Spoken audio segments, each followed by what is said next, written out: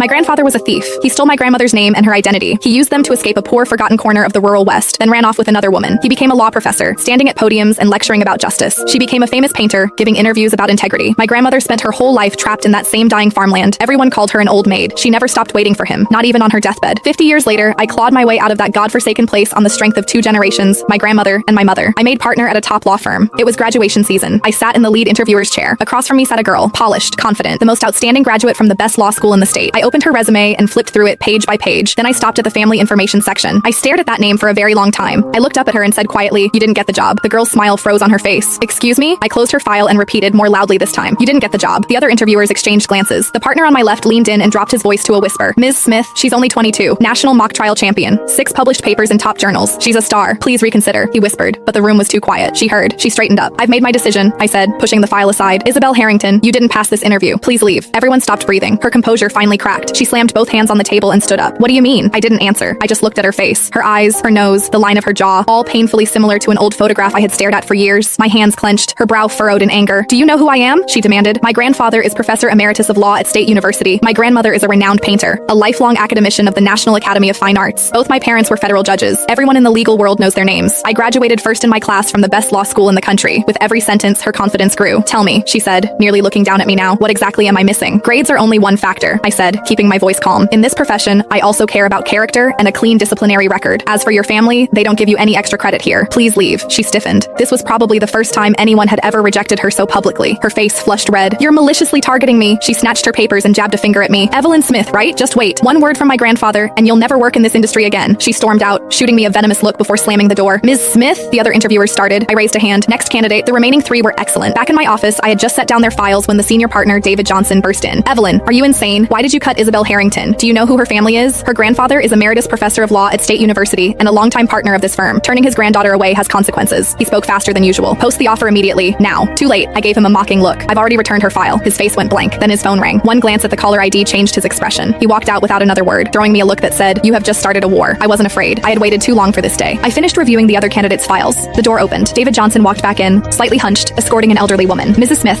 this is Isabel's grandmother, Mrs. Harrington." He shot me a heavy, warning glare, then closed the door. I looked up. She wore a navy silk dress. Her silver hair was perfectly combed. Gold-rimmed glasses sat on her nose. She was in her 70s, but had barely any wrinkles. Remarkably youthful. "Mrs. Smith." She sat down with the haughty posture of someone who had never known hardship. "My granddaughter wants to intern at your firm. Make it happen." She slid a thick envelope across the desk. I looked at her hands, plump and fair, an emerald ring on her finger. Those hands had never done a day of hard labor. But the real Garcia's hands, my grandmother's hands, were nothing like that. She had spent her life mending horse harnesses and patching overalls by the dim light of a kerosene lantern. Her knuckles were thick, her fingers wrapped in